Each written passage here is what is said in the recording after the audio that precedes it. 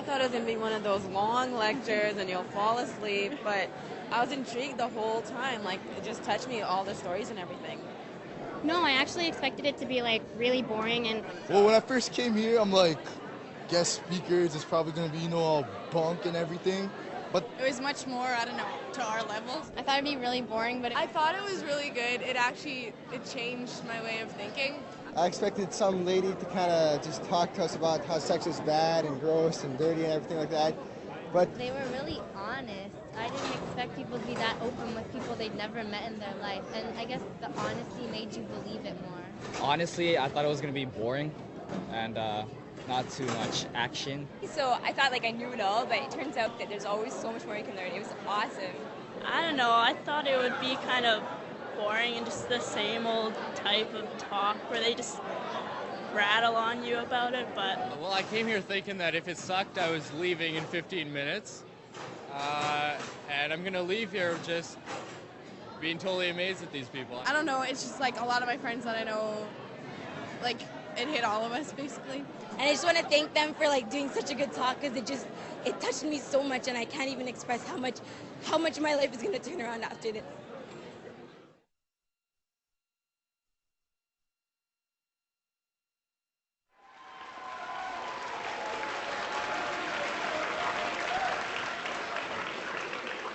Welcome, everybody, to our talk this morning. Our speakers this morning, Jason Everett and Cristalina Padilla. They come to you from Catholic Answers in San Diego, California. And I would like you to welcome our guest speakers this morning, Jason and Cristalina. Jason, take it away. Thank you. Thank you, guys. To get started, I need a guy volunteer from the audience. I need a big guy, big. Okay, you're pretty big. Okay, come on down. Yeah, that'll work. Come on down. Give him a hand. Come on up here. There you go. Now, what's your name? Luke. Good to meet you, Luke. Everybody say hi, Luke. Hi, Luke. Now, Luke, do you know what the talk is on today? It's on chastity. Yeah, I'd say it's a sex talk today. So, since this is a sex talk, we've got to cover certain issues like how far it's too far to go with a girl on a date, and stuff like that. So what Luke and I are going to do is he and I are actually going to show you guys how far is too far to go on a date, okay? Now, and in order to do this, I'm going to be the guy, Luke is going to be the girl, okay? Now, Luke's not a very pretty girl, but that's okay. That's a good thing. That's a good thing. But we can change that. So we'll get Luke prettied up a little bit. So why don't you throw this on? There you go. That's the front. It's a little nappy. You'll be pretty. There you go. That's frightening. Now I've actually never dated anyone named Luke before. So we're gonna give you a name change, and your name is gonna be Shanae. Okay? So now, Shanae and I, we decided to go for a date. So we go for a date at the Grand Canyon, right here. And I start thinking to myself, well, how far do you think I can get my beloved Shanae to the edge of the Grand Canyon without actually throwing him off the Grand Canyon? Him, her, it, whatever, but sorry. But there's only one way we can find out how far you can get to that edge, so I've got to pick you up into my arms, okay? All right, so hold on to this. Hold on to me. Hold on tight. Hold on to Mike. Now, how far can we get to the edge? Can we go further? That's far enough. Okay. All right. Take a seat. Give him a hand. Good job, Luke. Thank you, bud.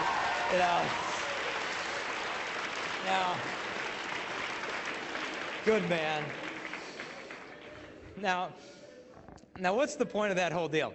The point of that is basically this, that none of us guys would take a girl who we love to a dangerous place and say, well, how close can I get to killing her? Usually we don't ask, but when I was in high school, we'd always ask in our relationship, well, how far can you go? I mean, should we do this together? Should we do that together? And in high school, they'd give us the sex talk, but every time they gave us a sex talk, all it was about was guilt or fear. It'd be they'd get up there and they'd be like, sex is bad, sex is dirty. Or they'd be like, you're gonna die, sex is gonna kill you, And they'd try to scare the pants off you or pants back onto you if that be the case. But it was all about fear. All they try to do is scare us. They'd sit you down and they'd talk to you about gonorrhea, but they never sat us down and said, now here's the difference between love and lust. Here's how you know when you really love a girl, and here's how you know when you're getting used. They never made that stuff clear to us. So I remember I was in high school, I hooked up with this one girl, and we were doing all sorts of stuff, and she stops me. And she's like, Jason, you're not gonna leave me like the other guys, are you? And I was like, no.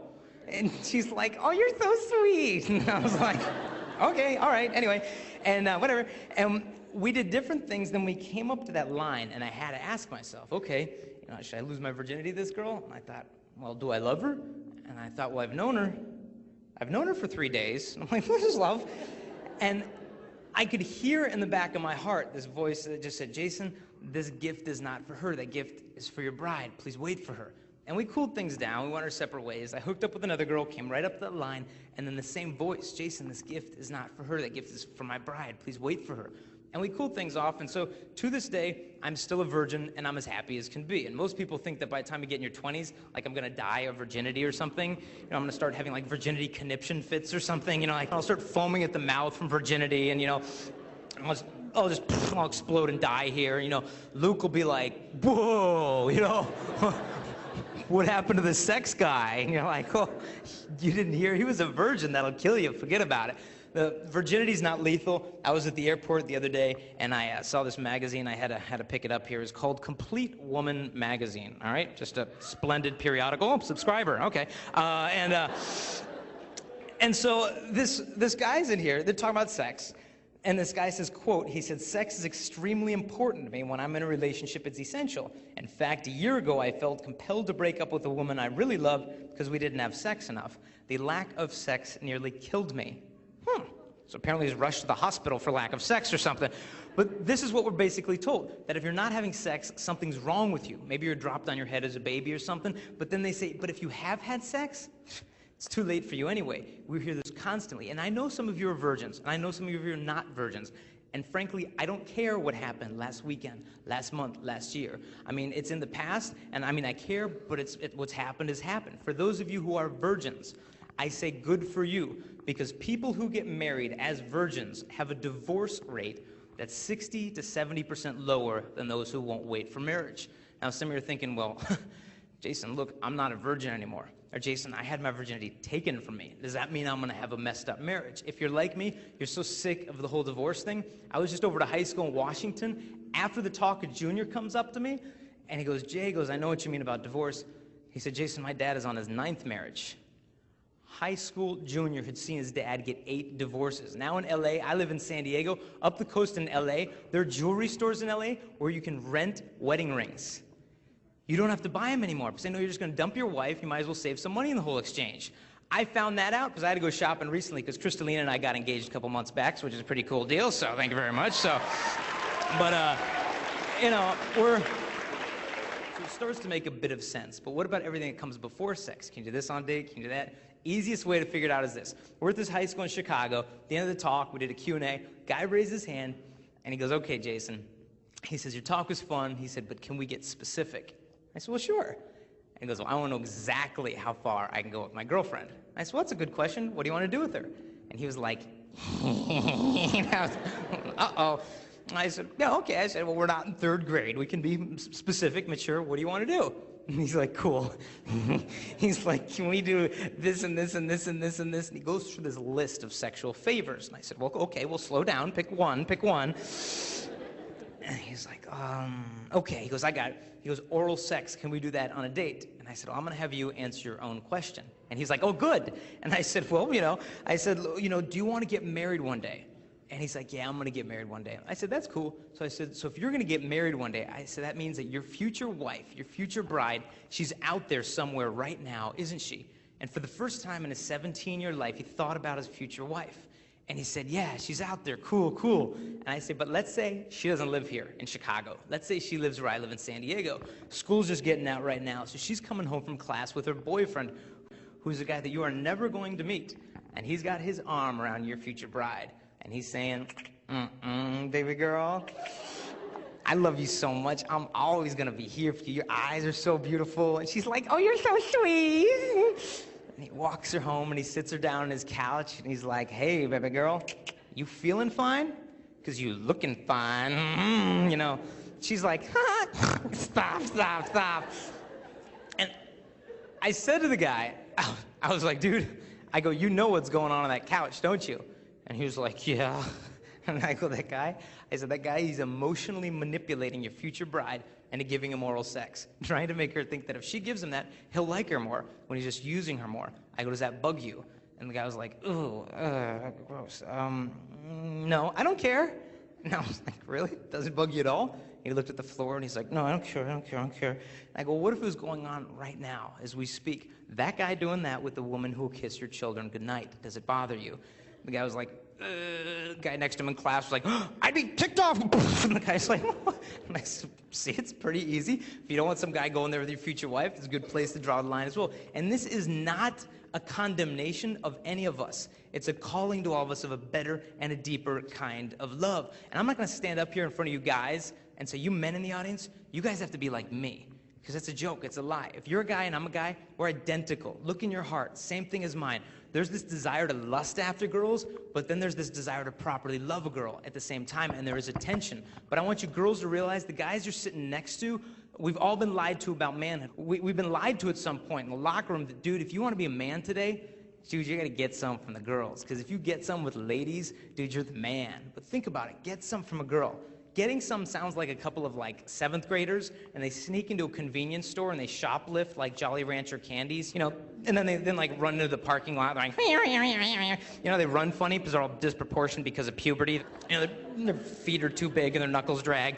And then, you know, they get into the parking lot and then they hide behind a dumpster and they pull the candy out and they're like, I got a red one and a grape one. Whoop, a grape one. Did you get some? Did you get some?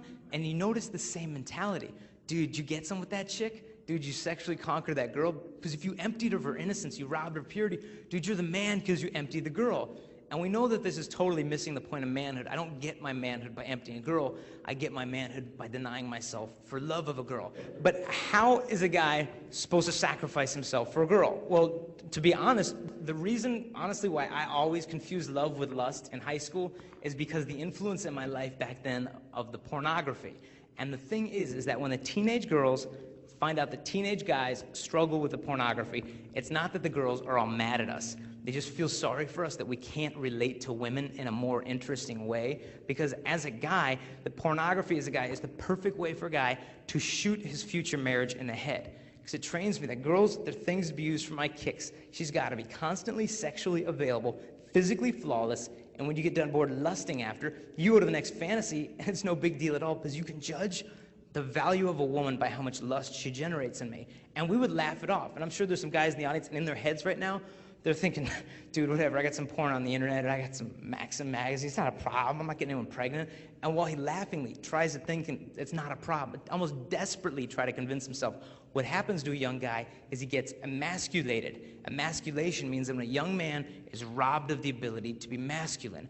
And pornography flips that backwards, so we men learn to sacrifice and empty the girls for the sake of ourselves, and we miss the whole point of manhood. And in high school, we would totally laugh it off. We're like, dude, who cares? I'm not getting anyone pregnant. It's all good. I'm not killing it. I'm not hurting anyone. We'd have no clue what we were looking at. You know, Pamela Anderson, the big supermodel for, you know, out in Los Angeles, you know when she first posed for Playboy and she started crying? She finally pulled herself together and they took the nude photos. That when you're looking at porn, you're not looking at just some naked body, you're looking at the corpse of a woman's heart. But we would laugh it off, saying, dude, I'm not hurting anyone. We don't realize how much we're hurting ourselves. You know, Maxim magazine, it's a new smutty magazine they have for guys. You know, Maxim magazine has paid computer companies up to $20,000 a pop to generate fake cover models. I'm not saying she's airbrushed. Her legs are fake. Her face is fake. Her breast is fake. The whole woman is completely computer generated. So we as guys are trained to expect our wives to live up to this impossibly perfect fantasy. And where does this leave our brides one day? I had a friend, and he basically assumed, dude, who cares? I'll throw the porn away when I get married. I'm getting married in a few months. Then you can have sex whenever you want. It's all good. And the guy was divorced in 3 months. All that he did was transfer the fantasies of lust from the porn onto his bride, and the marriage is done as soon as it began. So if you think you're gonna get married as a guy and you have the porn, ask yourself one question. Ask yourself, dude, is my bride's body, is it worth waiting to see?